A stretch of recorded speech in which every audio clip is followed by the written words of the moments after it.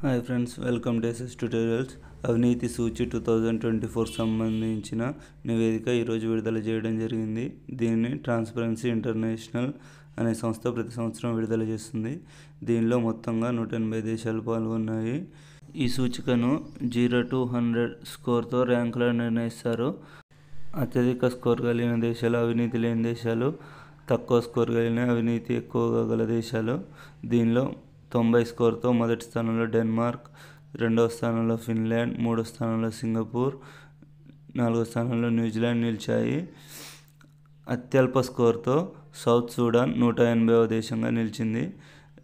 చివరి నుండి రెండో స్థానంలో సోమాలియా, వెనిజులా, సిరియా దేశాలు నిలిచాయి. భారత్ మాత్రం 38 స్కోర్తో 96వ స్థానంలో నిలిచింది. గత సంవత్సరంతో పోల్చితే భారత్ దిగజారింది.